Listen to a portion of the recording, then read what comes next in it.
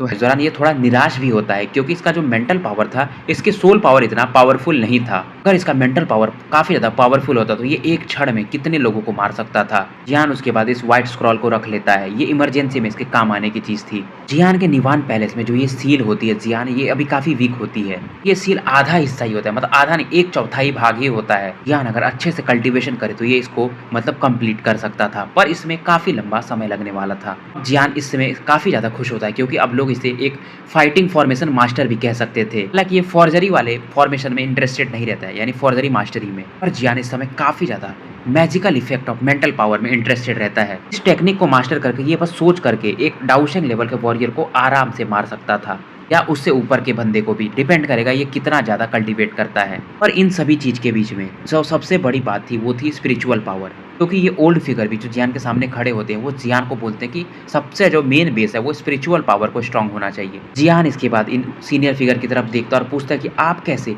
Spiritual power को cultivate करते थे। इनसे पूछता है क्या स्पिरिचुअल पावर के भी रैंक होते हैं। ये जियान को बताते हैं कि जो स्पिरिचुअल पावर का कल्टीवेशन है बेसिकली एक बंदे के विल पर निर्भर करता है। इसके बाद ये जो फिगर रहते हैं अब धीरे धीरे यहाँ से गायब हो रहे होते हैं। जियान की तरफ देखता पर इसे कुछ समझ में नहीं आता है, ये अब पूरी तरह से गायब हो गए रहते हैं। जियान थोड़ा डिप्रेस था क्योंकि हालांकि इसने ये जो इंक्रिप्शन टेक्निक थी इसको कंडेंस कर लिया था और ये फॉर्मेशन टेक्निक भी सीख लिया था, पर मेंटल पावर और स्पिरिचुअल पावर का जो कल्टीवेशन लेवल होता है और कल्टीवेशन मेथड होता है ये अभी भी नहीं जानता था। क्योंकि अगर किसी को भी स्पिरिचुअल पावर को कल्टीवेट कैसे करना वो ना पता हो तो कैसे इंप्रूव करेगा अपने स्पिरिचुअल पावर में, ऐसा जियान सोच रहा होता है। इधर गोल्डन ड्रैगन किंग को दिखाया जाता है। जब से ये सीनियर फिगर अपीयर हुए थे गोल्डन ड्रैगन किंग ऐसा लग रहा था कुछ अलग ही दुनिया में चले गए थे। जियान इनसे कुछ पूछ रहा होता है कि स्पिरिचुअल पावर को कैसे कल्टीवेट करते हैं, ये खोए हुए थे। जियान बोलता है मास्टर क्या आप ठीक हैं। इस दौरान गोल्डन ड्रैगन किंग जियान को बताते हैं कि दुनिया बहुत बड़ी है तो तुमको कई सारे ऐसे सेक्ट्स मिल जाएंगे जो ऐसे टेक्निक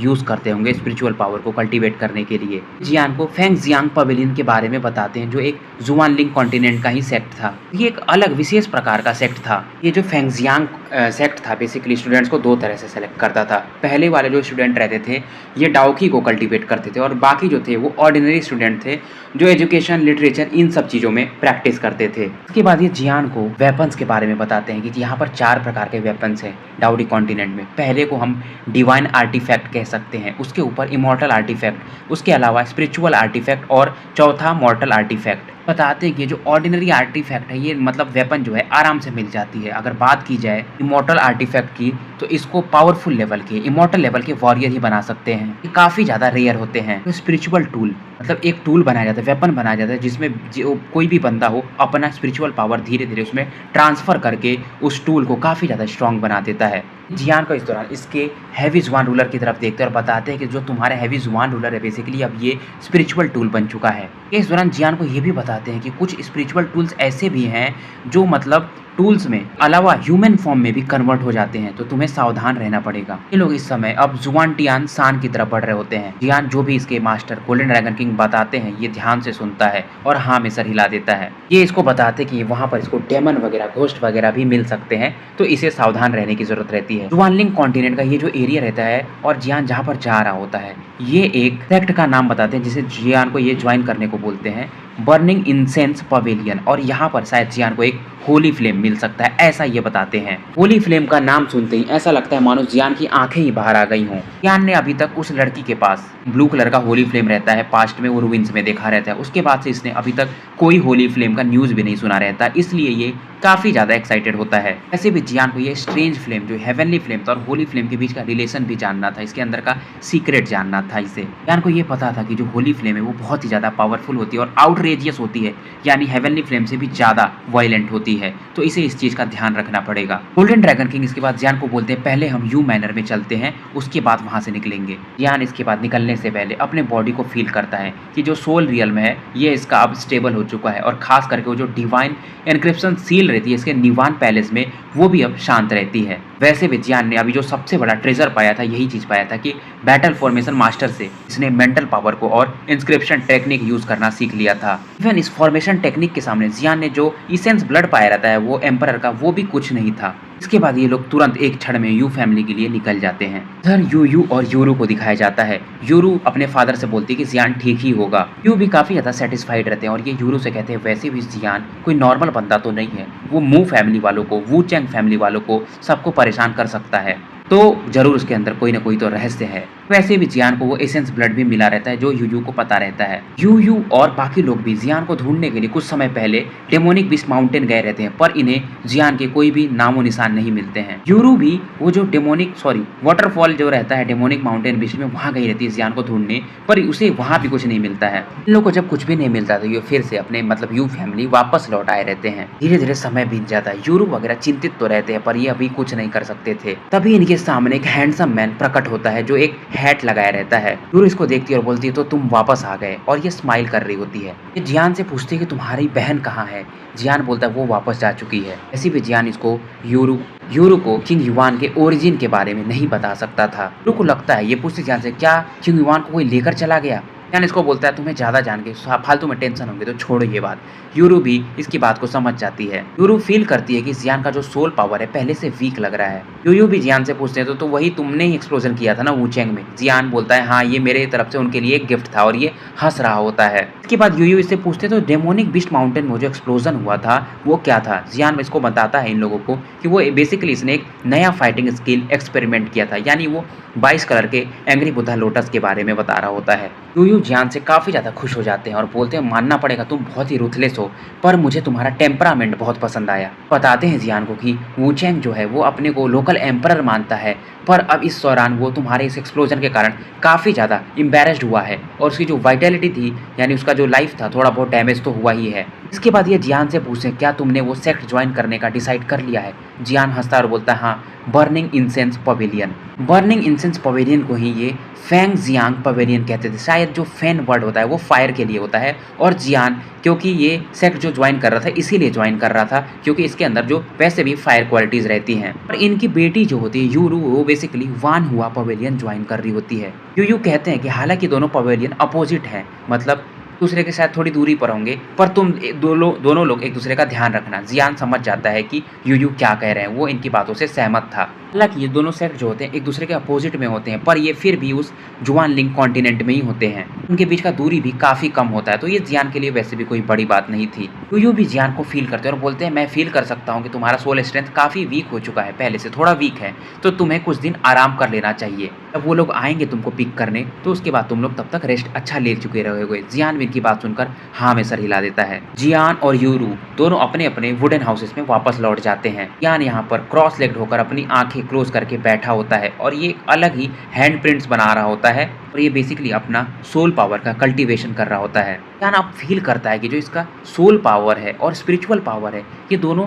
सिमिलर लग रहे हैं, फिर भी ये इंडिपेंडेंटली मतलब अलग अलग एग्जिस्ट करते हैं। बेसिकली माइंड पावर यूज करने के लिए स्पिरिचुअल पावर की जरूरत पड़ती है। जियान को मालूम था कि सोल पावर को कैसे कल्टीवेट किया जाता है, इसके पास कई सारे फॉर्मूलाज थे, मतलब एंशिएंट टेक्स्ट थे, इसने अपने सोल को कल्टीवेट भी किया रहता है, पर ये स्पिरिचुअल पावर को कैसे कल्टीवेट करेगा इसको अभी तक नहीं पता रहता है। गोल्डन ड्रैगन किंग जियान से बोलते हैं कि तुम व्यर्थ में चिंता करो, तुम्हें बाकी चीजें भविष्य में मिल ही जाएंगी। के बाद जियान भी अपनी आंखें फिर से बंद कर लेता है और कल्टीवेशन पे फोकस करने लगता है। ये फिर से मतलब अपने उसी सोल पावर स्पिरिचुअल पावर के कनेक्शन के बारे में सोच रहा होता है। अभी ये फील करता है कि इसके जो हाथ में जो एंशिएंट रिंग है वो ग्लो करती है और फिर शांत हो जाती है। जियान इसे देखकर एक लंबी गहरी सांस लेता है और अपनी आंखें खोल लेता है। ये फील करता है कि एक सोल पावर जो पहले से काफी ज्यादा स्ट्रॉन्गर है वो अपीयर होती है। बेसिकली जियान का जो सोल स्ट्रेंथ था पहले के लगभग आसपास आ चुका था, मतलब इसका जो सोल पावर रहता है 10 में से 8 से 9 गुना वापस आ चुका रहता है, 9/10 तक वापस आ गया रहता है। ये थोड़ा सेटिस्फेक्शन फील करता है।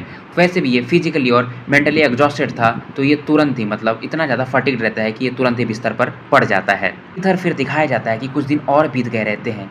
एक सुबह दिखाई जाती है। यहाँ पर यू फैमिली इस समय काफ़ी ज़्यादा सीरियस होती है क्योंकि वो जो जुआनलिंग कॉन्टिनेंट का एक मैसेंजर रहता है अब ये आ चुका था। जियान इन दिनों बहुत ही आराम किया रहता है और इसका जो सोल पावर रहता है ये पहले जैसा वापस आ चुका रहता है। इसको आवाज़ देता है कि जियान आपको मतलब बाहर आना पड़ेगा। जियान तुरंत ही अपने कपड़े बदलता है और ये अपने रूम से बाहर आ जाता है, और ये जो ओल्ड मैन होते हैं इनको देखकर स्माइल करता है।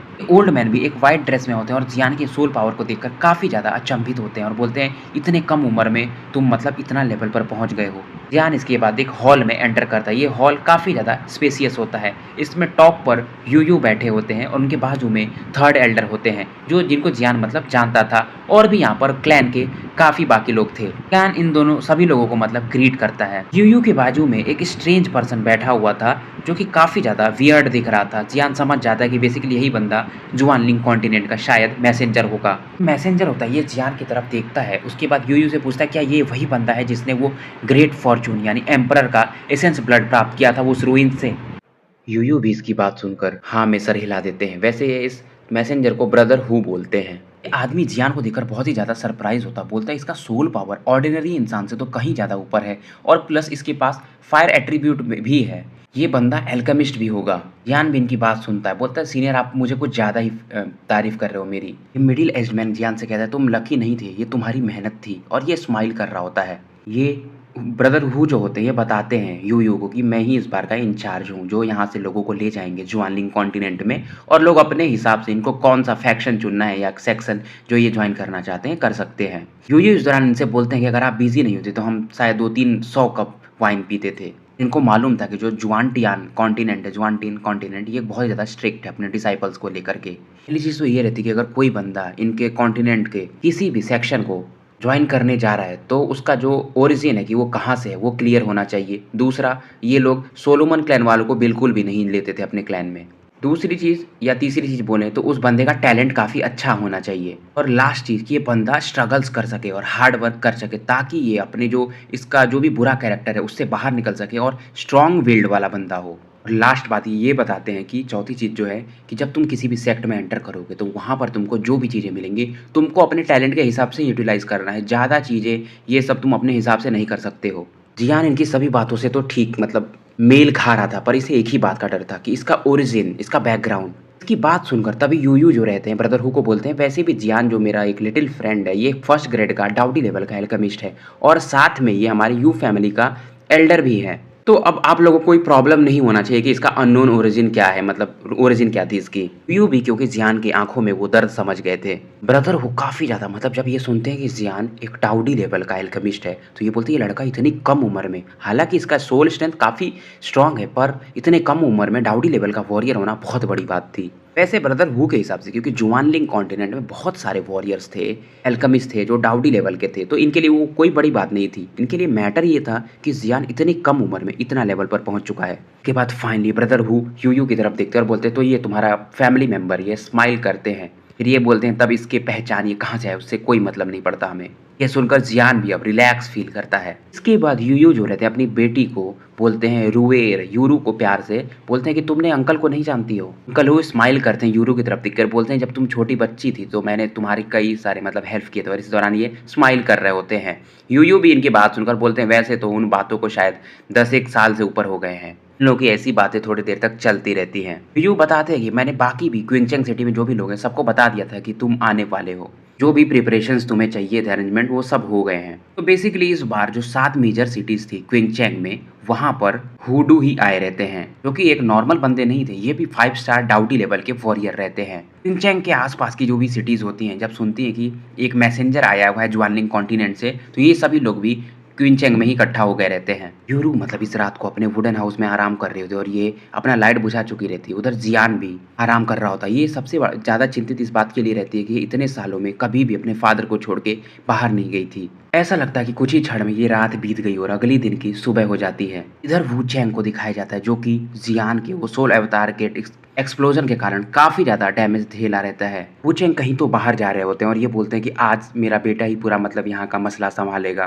बेसिकली अपने बेटे का इलाज ढूंढने के लिए इस सोल डेकॉन वाले बंदे के साथ शायद जा रहे होते हैं। जाते जाते ये अपने मन में जियान को गाली दे रहे होते हैं और बोलते हैं कि मैं अपने बेटे का तुमसे रिवेंज लेकर ही रहूंगा, तुम्हें मारकर। इनके साथ साथ हॉल ऑफ सोल वाले बंदे भी जा रहे होते हैं। मूलर यहाँ पर दूर खड़े इनको देख रहा होता है। इधर स्वर्ड किंग सिटी को दिखाया जाता है। यहाँ पर इसके जो माउंटेन रहते हैं वहाँ पर एक ब्लैक फिगर खड़ा होता है जिसके शोल्डर पर एक भारी तलवार होती है। ऐसा लग रहा था ये चलते चलते कुछ तो बोल रहा था। ये बेसिकली वांग जोंग होता है। के बाजू में एक थीन फिगर खड़े होती है, बोलते हैं कि जो तुम्हारा क्लैन मार्क है, इस फिगर की जो फोrehead पर एक मार्क रहता है, वो धीरे-धीरे अनकंट्रोलेबल होते जा रहा है। अगर तुम इस पावर को अच्छे से इस्तेमाल नहीं किए तो तुम भी कंट्रोल से बाहर जा सकते हो। इस दौरान ये बोलते हैं इससे कि तुम्हें एक रियल अपोनेंट चाहिए अगर तुम अपने तलवार को धार और तेज करना चाहते हो तो। ये भी मतलब जुआनलिंग कॉन्टिनेंट के लिए ही निकल रहा होता है। वांग जोंग इनकी बात सुनकर हाँ में सर हिला देता है और ये भी क्विंग चैंग की तरफ बढ़ने लगता है, जहाँ पर अंकल हुडू रहते हैं। इधर सिटी ऑफ 10,000 बीस्ट को भी दिखाया जाता है। यहाँ पर वही लड़की होती है, उसका नाम लियू यिन होता है। उसके शोल्डर पर वो आइस ब्लू कलर का जायो हैन पक्षी बैठा होता है, जो कि काफी ज्यादा एक्स्ट्रा ऑर्डिनरी दिख रहा होता है। ये भी बहुत ज्यादा खुश रहता है कि ये लोग जा रहे थे अब कहीं।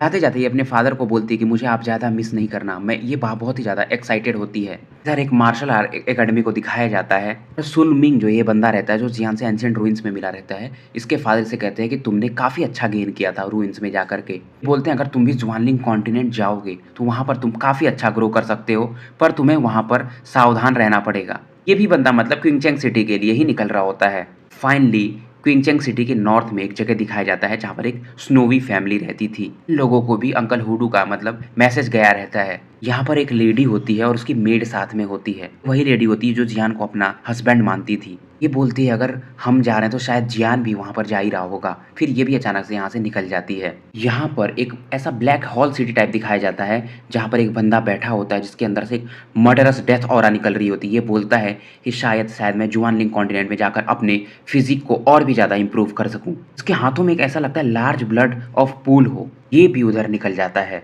अगले दिन की फिर सुबह दिखाई जाती है। हुडू पहले से ही तैयार रहते हैं यू फैमिली हॉल में। यूरू और जियान भी इनके बाजू में वेट कर रहे होते हैं यहाँ से निकलने के लिए। इस दौरान यूयू और हुडू कुछ मतलब बातें कर रहे होते हैं कि आसपास क्या चल रहा, माहौल कैसा, ये सब चीजें। यूयू थोड़ा चिंतित होते हैं यूरू के लिए। यूरू इनको बोलती है आपको टेंशन लेने की जरूरत नहीं है, मैं संभाल लूंगी खुद को। कुछ मिनट और क्षण और बीत जाते हैं। फिर ये जो इसके आसपास के जो 7 मेजर सिटीज रहते हैं, ये लोग भी यू फैमिली के आसपास आ जाते हैं। मूलर सबसे पहले यहाँ पर आया था। ये हुडू को ग्रेटफुली रेस्पेक्ट करता है। हालांकि वू चैंग और मू फैमिली बहुत ही ज्यादा हिट करते थे यू फैमिली को, पर इनके पास अब कोई ऑप्शन नहीं था क्योंकि अंकल हुडू यहीं पर आए थे। यहाँ पर उसके बाद फेंग ई जो ये वो लड़की रहती है कलरफुल ड्रेस में, वो भी आ जाती है। जैसे ये एंटर करती है, जियान को और यूरू को, मूलर को और बाकी लोगों को देखती है। फेंग ई का जो ध्यान रहता है जियान पर बहुत जल्दी जाता है। ये बोलती है कि मुझे लगा नहीं था कि तुम्हारा स्ट्रेंथ इतनी कम दिनों में ही इतना मतलब इंक्रीज कर जाएगा। जियान इसको कुछ रिस्पॉन्ड नहीं करता है, बस एक स्माइल दे देता है। ये भी कोई नॉर्मल लड़की नहीं रहती। अगर आपको याद हो तो इसके पास विंड और थंडर दोनों प्रकार के एट्रीब्यूट्स रहते हैं और इसका सोल स्ट्रेंथ भी ज्यादा वीक नहीं था जियान के मुकाबले। यूरू इस समय फेंगी को एक अलग ही नजर से देख रही होती है। वो लड़का जिसकी फिजिक बॉडी एक अलग ही थी और डेथ ऑरा निकल रहा था, उसको लिविंग डेड के नाम से बुलाते हैं, याद रखना गाइस। वो भी अब आ जाता है। उसका फेस थोड़ा सा पेल होता है, ऐसा लग रहा था कि वो बीमार है। स्वॉर्ड वाला बंदा वांग जोंग भी आ जाता है और सबको वार्मली ग्रीट करता है। धीरे धीरे यहाँ पर लियू यिन वो लड़की और सुन मिंग ये भी आ गए रहते हैं। बेसिकली यहाँ पर सभी आ गए थे वू हुआन को छोड़ के, क्योंकि उसको जियान ने अच्छे से दिया था। वो इंजर्ड रहता है। ये देख करके सभी लोग आ चुके हैं। जियान भी ध्यान से इन्हें देख। हुडू इस समय क्रॉस लेग्ड बैठे होते हैं। इनके आसपास जियान, यूरू और बाकी जो लोग रहते हैं वो लोग थे। हुडू इनको बताते हैं कि मेरे करंट जो एस्टिमेशन है उसके हिसाब से, यानी जो फेरी जिस हिसाब से चल रही है, हम लोग 1 महीने में जुआनलिंग सिटी पहुंच जाएंगे।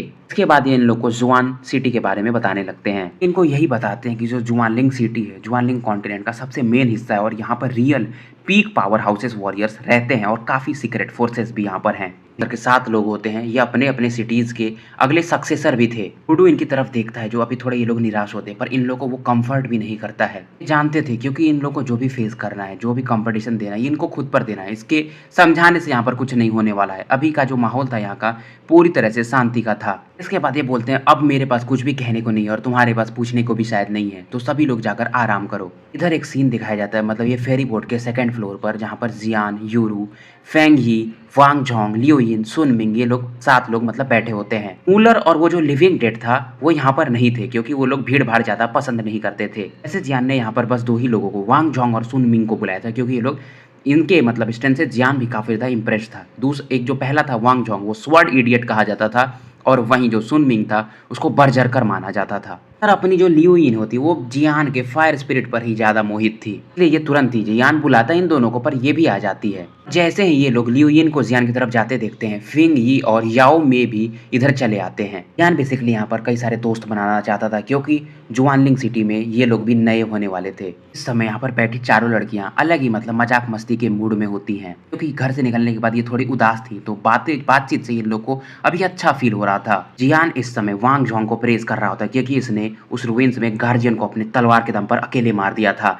इसकी बात सुनकर वांग जोंग कहता है, आप मुझे ज्यादा ही प्रेज कर रहे हो, इसमें कोई वो मेरे में बात नहीं है, मैं बस लकी था। सभी लोग इस समय दारू वगैरह पी रहे होते हैं। जियान मतलब सभी लोग जब थोड़ा थोड़ा पी लेते हैं तो सभी लोगों की तरफ देखता है और अपना वाइन ग्लास उठाता है। थोड़ी देर शांत रहने के बाद ये स्माइल करता है और कहता है, अब हम लोग दोस्त हैं और हमें साथ में लड़ना पड़ेगा, क्योंकि हम एक नए शहर में जा रहे हैं। ये बोलता है कि मैं उम्मीद करूंगा कि हम सभी लोग जुआनलिंग सिटी में अच्छा करेंगे। बात फिनिश करने के बाद जियान के अंदर जो रहता है एक अलग ही डिजायर रहता है, स्ट्रॉन्ग डिजायर वॉर करने के लिए। इस समय यूरू, फेंगी ये लोग जियान में एक अलग ही इंटरेस्ट दिखा रही होती हैं। याओ में और लियूइन उतना ज्यादा मतलब ध्यान नहीं देती, ये लोग थोड़े नशे में रहती हैं। सभी लोग इस दौरान लेकिन जियान की बात सुनकर कि इन्हें आगे अब फाइट करना पड़ेगा अपने हक के लिए, सभी लोग इस समय बहुत ही ज्यादा एक्साइटेड और तैयार रहते हैं पहले से ही। इधर फिर से अगली सुबह में भी होती है और सीन शिफ्ट होता है, दिखाया जाता है फेरी बोट का टॉप फ्लोर, जहां पर हुडू चारों तरफ देख रहे होते हैं। सभी लोगों से दूर हुडू ध्यान देते हैं कि मूलर बैठा हुआ था, इसकी आंखें काफी ज्यादा कोल्ड थी।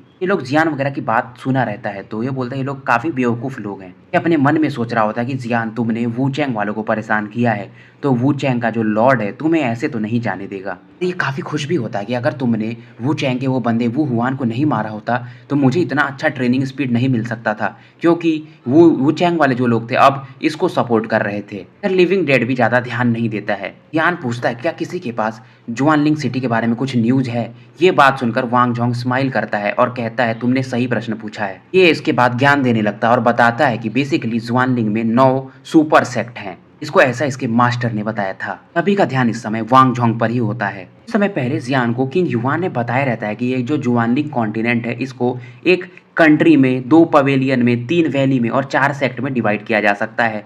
पर अभी वांग जोंग ने जो बताया था वो 9 सुपर सेक्ट बोले थे। फिर भी इसकी बात ध्यान से सुन रहा होता है। ये बताता है कि जुआनलिंग कॉन्टिनेंट को बेसिकली 2 मेजर पार्ट में डिवाइड किया जाता है, एक ह्यूमन रेस में और एक दूसरा मॉन्स्टर रेस में। फिर बताता है कि जो ह्यूमन फोर्सेस हैं, ह्यूमन लोग हैं, उनको रफली डिवाइड किया जाता है एक कंट्री में, 2 पवेलियन में, 3 वैली में और 4 सेक्ट में। इस दौरान ये भी बताता है कि कुछ ऐसे भी सेक्ट है जो बहुत ही ज्यादा पावरफुल है, पर इनके बारे में कम ही लोग जानते हैं। ये 9 सुपर सेक्ट्स के नाम गिनाने लगता है। इसमें से पहला बोलता है ये बर्निंग इंसेंस पवेलियन, दूसरा वान हुआ पवेलियन, तीसरा एंशियंट डेसोलेट पैलेस, चौथा purgatory hall, Solomon puppet palace, pill valley, heartless palace, वान जियान मैन, ऐसे करके मतलब ये नाम गिनाता है। सभी लोगों ने ये नाम पहली बार सुने रहते हैं। इसके बाद ये वही सेम चीज रिपीट करता है कि जो बर्निंग इंसेंस पवेलियन है वो बहुत ही ज्यादा स्ट्रिक्ट है अपने बंदों को लेने में, उनको फायर एट्रीब्यूट्स के चाहिए और साथ में वो लोग पुरुष होने चाहिए, आदमी होने चाहिए। वहीं वान हुआ जो है उनका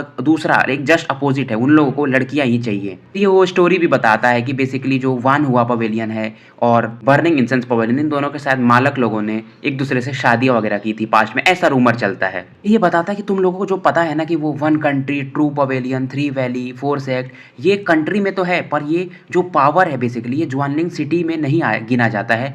ये जो पावर है बेसिकली जुआनलिंग रॉयल फैमिली की तरफ से गिना जाता है। जियान आप समझ जाता है कि अच्छा तो ऐसा सीन है। ये जो 1 कंट्री ट्रू वैली वाला जो सीन था, ये लोग अपने को टॉप सेक्ट में गिनवाना भी नहीं चाहते थे। ये लोग थोड़े अलग थे, ये सुपर सेक्ट के जैसे नहीं थे। इसके बाद ये लोग एंशियंट डेजोलेट हॉल के बारे में बताते हैं। ये भी एक टॉप सुपर सेक्ट है जुआनलिंग सिटी में। बेसिकली जो एंशियंट डेजोलेट हॉल वाले हैं इनका मेन फोकस फिजिकल स्ट्रेंथ पर रहता है। बताता है कि जो एंशियंट डेजोलेट क्लैन है इनके पास एक टेक्निक है, फाइटिंग स्किल, जो काफी ज्यादा मिस्टीरियस है, जिसे 8 डूनजिया भी कहते हैं। और ये जो फाइटिंग स्किल्स है बहुत ही ज्यादा पावरफुल मानी जाती है। सुनकर जो बर्जरकर सुन मिंग रहता है थोड़ा एक्साइटेड हो जाता है, क्योंकि ये भी फिजिकल पावर वाला रहता है। तो ये हो सकता है सोच रहा होगा कि ये ancient desolate temple clan join करेगा। गोल्डन ड्रैगन किंग भी इस दौरान जियान के कानों में बोलते हैं कि ये काफी ज्यादा स्ट्रॉन्ग फाइटिंग स्किल है। 8 डूनजिया के बारे में ये भी बोलते हैं। जियान जैसे ही सुनता है कि ये काफी पावरफुल टेक्निक है तो ये सोचता है ये भी स्किल सीखना चाहेगा। अभी ये सोच ही रहा होता है, तभी इससे गोल्डन ड्रैगन किंग कहते हैं, वैसे ये टेक्निक तुम्हारे लिए ज़्यादा सुटेबल नहीं है, हालांकि ये ज़्यादा पावरफुल है पर तुम्हारे लिए अच्छा नहीं रहेगा। जियान को ये नहीं समझ में आता है कि गोल्डन ड्रैगन किंग क्यों मना कर रहे हैं इसे, पर ये समझ जाता है ये इसके भले के लिए ही कर रहे होंगे। इसके बाद ये 9 जो मेजर सेक्ट्स रहते हैं इसमें से पर्गेटरी हॉल के बारे में बताते हैं। ये जो सेक्ट रहता है बेसिकली डेमन को हंट करने में स्पेशलाइज रहता है। इस सेक्ट वाले मतलब एविल रेसेस को बाहर निकालने का, खदेड़ने का काम करते थे और इसलिए इनको बहुत ज्यादा रेस्पेक्ट मिलता था। इन लोगों को असैसिनेशन ट्रेनिंग वगैरह दिया जाता था कि छुप के कैसे वार करना है, ये सब चीजें इनको सिखाई जाती थी। ड्रैगन किंग भी जियान को बताते कि ये जो बच्चा तुम्हें अभी बता रहा है ये बिल्कुल सही बता रहा है और ये जो पर्गेटरी क्लैन है या हॉल है बेसिकली एविल रेसेस को मारने का ही काम करते हैं और इनके जो टेक्निक्स हैं काफी यूनिक हैं। ड्रैगन किंग बोलते हैं अगर मुझे भविष्य में चांस मिला तो मैं जरूर इन लोगों के पास जाऊंगा और इनसे इनकी सीक्रेट टेक्निक्स सीखना चाहूंगा कि ये एविल क्लैन वाले को कैसे मतलब मारते हैं। फिर ये लोग सोलोमन क्लैन के बारे में बताते हैं जो बेसिकली मैजिक वगैरह यूज करते थे। ये लोग काफी ज्यादा मिस्टीरियस थे, वांग झोंग बताता है। ये लोग मतलब ये बताता है कि ये जो सोलोमन क्लैन वाले हैं एक स्ट्रेंज पीपुल दुनिया भर से मतलब खरीद रहे हैं, अपने सेक्ट में ला रहे हैं। अगर तुम्हारा टैलेंट एवरेज भी है तो तुम इसे ज्वाइन कर सकते हो। पर जो याओ में करके जो लड़की होती है बोलती है पर ये जो सेक्ट है इनका रेपुटेशन ज्यादा अच्छा नहीं है। ये सुनकर वांग झोंग भी थोड़ा सरप्राइज हो जाता है। ये बताती है कि ये जो सेक्ट है बेसिकली सोलोमन ये बहुत ही गंदे तरीके से काम करते हैं। गोल्डन ड्रैगन किंग भी सोलोमन वालों को जानते थे। ये बोलते हैं कि ये सही में बहुत ही डिस्गस्टिंग क्लैन है। इनकी आंखों में भी एक अलग ही क्रोध रहता है इन क्लैन वालों के लिए। हो सकता है पास्ट में जरूर ये उनसे फाइट किए होंगे। जियान ने भी मतलब ये सोलोमन क्लैन वाले वो बंदे से फाइट किया रहता है जो अपने ही क्लैन वालों को खा करके अपना पावर बढ़ा लिया रहता है। तो ये भी जानता था कि ये सोलोमन वाले कितने हरामी लोग थे। इसके बाद ये नाम लेता है पपेट मैंसन का जो कि काफी मतलब यूनिक माने जाते हैं। जनरली क्या होता है कि जो ऑर्डिनरी लोग होते हैं वो फाइटिंग स्पिरिट यूज करते हैं फाइट करने के लिए, पर ये जो पपेट क्लैन वाले थे जैसा कि इनका नाम बताता है ये पपेट को यूज करते थे कंट्रोल करके फाइट करने के लिए। इनके पास काफ़ी स्पेशल टेक्निक्स भी होती हैं। ये काफ़ी मतलब भयंकर लेवल के पावरफुल पपेट्स बनाते हैं जो अटैक के साथ साथ डिफेंड में भी अच्छे होते हैं। ये बेसिकली ह्यूमन की तरह ही होते हैं, मतलब अटैक डिफेंड तो कर सकते हैं साथ में ये खुद को सेल्फ डिस्ट्रक्ट भी कर सकते हैं। वांग झोंग ऐसे बताते हुए आगे चलते रहता है। सुनमिंग भी अपनी कहानी सुनाने लगता है। ये बताता है कि एक बार मुझे मौका मिला था कि मैं एक पपेट क्लैन वाले बंदे से फाइट करूं और मेरा जो फाइट हुआ था वो बराबरी पर छूटा था। मतलब वो पपेट से बराबरी पर छूटा था। अगर वो बंदा और भी पपेट यूज करता तो शायद इसको हरा सकता था। उसके बाद बारी आती है पिल सेक्ट की या पिल वैली की। ये भी बहुत ही ज्यादा पावरफुल सेक्ट है। ये लोग मेडिसिनरी में, एल्केमिस्ट में ज्यादा ही आगे माने जाते हैं। जियान इनके इसके बारे में ज्यादा नहीं सुनता क्योंकि पिल क्लैन और जियान ना जाने हो ही नहीं सकता है। मतलब पिल क्लैन के क्या सीक्रेट्स हो सकते हैं जियान को अंदाजा रहता है। के बाद नाम आता है हार्टलेस पैलेस या क्लैन का और ये क्लैन वालों की सबसे बड़ी खासियत थी कि ये बहुत ही कम लोग को सेलेक्ट करते थे। हार्टलेस पैलेस केवल वुमेन को सेलेक्ट करता था। वुमेन कैसी होनी चाहिए कि वो उनका मर्द के प्रति कोई भी अट्रैक्शन ना हो। हार्टलेस क्लैन का वही काम था कि अगर कोई भी आदमी बहुत ही बेइरादे से काम कर रहा था उनको ये मार देते थे। यानी ये सुन रहा था और एक बार को ये भी थोड़ा अलग ही शाय करता है कि कोई कैसे अपनी फीलिंग को भुला सकता है। तो इस सेक्ट को ज्वाइन करना तो मतलब बेकार ही है। यूनियन इसके बाद पूछती है तो लास्ट क्लैन के बारे में बताओ। इसका नाम रहता है वान जियान मैन। ये भी जो रहते हैं ये स्वर्ड वाले में काफी आगे रहते हैं ये क्लैन। ये जो स्वर्ड सेक्ट रहता है यानी वान जियान मैन, ये जो 9 सुपर सेक्ट्स रहते हैं इनका बेसिकली आप बोल सकते हो ये हेड रहता है यानी लीडर टाइप रहता है। वांग जियान मैन क्लैन वालों की खासियत क्या थी, ये लोग बहुत ही ज्यादा अच्छे इंसान थे और डिसिप्लिन रहते थे। कोई भी अगर बुरा काम करता था तो ये सब पर नजर रखते थे। जियान इसके बाद मतलब वांग झोंग वगैरह को थैंक यू बोलता है इतना इन्फॉर्मेशन देने के लिए। इसके बाद जियान भी, यहाँ से सभी लोग लेफ्ट कर जाते हैं, बस यहाँ पर जियान और यूरू बचते हैं और ये लोग भी अपने कमरे में जाकर आराम करने लगते हैं। यूरू इस दौरान जियान को थोड़ा सावधान भी करती है क्योंकि यहाँ पर वू चैंग, मू फैमिली और सोलोमन वाले भी रहते हैं, तो इसको सावधान रहने को ये नेचुरली बोलती है। जियान अपने रूम में होता है और ये क्रॉस लेग्ड बैठा होता है और अपनी आंखें बंद करके अपनी ब्रीदिंग को नॉर्मल कर रहा होता है। इसका अभी जो सोल पावर था कंप्लीटली रिकवर नहीं हुआ था तो ये उसको रिकवर कर रहा होता है। गोल्डन ड्रैगन किंग भी इस दौरान जियान को देख रहे होते हैं पर ये इसको डिस्टर्ब नहीं करते हैं। जियान फील करता है कि जो इसका सोल पावर था यानी सोल रियल में ये 2 भागों में जब बटा था तो जो दूसरा हिस्सा था ये डाउ फॉर्मेशन मास्टर के स्क्रॉल वाले एरिया में था। फील करता है कि इसका जो दूसरा डाउ फॉर्मेशन रियल्म वाला जो एरिया है वो पहले से काफी बड़ा हो चुका है। जियान का जो सोल रियल्म था पहले काफी मतलब बड़ा था, पर जब से इसका सोल रियल्म 2 भागों में बढ़ गया था तो इसका भी जो पोजीशन था मतलब आधा हो गया था और दूसरा जो पार्ट था वहां पर ये अपना डिवाइन इंक्रिप्शन यानी डिवाइन फॉर्मेशन को कल्टीवेट कर रहा होता है। यानी कि जहां पर डिवाइन इंक्रिप्शन था वो बेसिकली स्पिरिचुअल पावर वाला अब एरिया था। अब से याद रखना कि आधा पार्ट जियान का सोल वाला प्लेस है, सोल रियल्म है और दूसरा वाला स्पिरिचुअल रियल्म है। यान को पहले लगा था जब ये इसका जो सोल पावर था 2 भागों में डिवाइड हो गया था सोल रियल्म, तो ये कैसे उसको कल्टीवेट करेगा। पर अब ये समझ चुका था कि इससे इसको कोई हानि नहीं हुई है। यान अब फील कर सकता था कि जो इसका स्पिरिचुअल पावर है ये भी अब पहले से स्ट्रांग हो रहा है। ये समझ जाता है कि इसके जो वो सीनियर मास्टर ने अभी वो इंस्क्रिप्शन जो दिया था, ये इसको काफ़ी ज़्यादा मदद कर रहा है इसके स्पिरिचुअल ग्रोथ में। ये अब धीरे-धीरे अपने मेंटल पावर को भी स्पिरिचुअल पावर के थ्रू कल्टीवेट कर रहा होता है। यान फिर से वो जो इंस्क्रिप्शन रहता है उस पे स्क्रॉल्स बनाने शुरू कर देता है। ये 300 वेज तक पहुँचता है। फाइनली 350 तक जाकर ये रुक जाता है। जो 350 इसने कोर इंस्क्रिप्शंस बनाए थे उस व्हाइट स्क्रॉल पे, ये बेसिकली इतना तो पावरफुल था कि ये 2 स्टार के डाउडी लेवल के वॉरियर से आराम से डील कर सकता था। उसके बाद ये ध्यान देता है कि जो इसके सोल रियल्म में इसकी जो एक अवतार बॉडी पड़ी हुई थी सोल क्लोन, उसको बाहर आने के लिए समन करता है। के बाद जैसे ये बाहर आता है ये उसको अंदर जाने के लिए कह देता है। बेसिकली ये चेक कर रहा था कि इसका जो अवतार बॉडी इसकी बात मान रहा है कि नहीं। फाइनली एक बार को अपना सोल अवतार रिलीज करता है। के पास क्लोन तो था ही जिसको ये बाहर बुलाया था, अंदर भेज दिया था। अब ये सोल अवतार के पावर को चेक करता है। ये फील करता है कि इसका जो स्ट्रेंथ है वो 3 स्टार डाउडी के इंटरमीडिएट लेवल पर है, यानी कि जियान के पीक से ये काफी वीक है। वहीं इसका जो क्लोन बॉडी होती है यानी फिजिकल बॉडी, वो 3 स्टार डाउडी के पीक पर होती है। ये अब मतलब समझ जाता है कि सच में मतलब इसका सोल पावर पहले से वीक तो हुआ ही है। गोल्डन ड्रैगन किंग की बात जियान को याद आती है कि जब इसे होली फ्लेम मिल जाएगा तो इसका स्पिरिचुअल पावर भी कल्टीवेशन काफी फास्ट हो जाएगा। तुरंत ही अपने कल्टीवेशन स्टेट को एग्जिट करता है और गोल्डन ड्रैगन किंग की तरफ देखने लगता है। तो गाइस स्टोरी यहीं पर समाप्त होती है। होप आप मजे कर रहे होगे।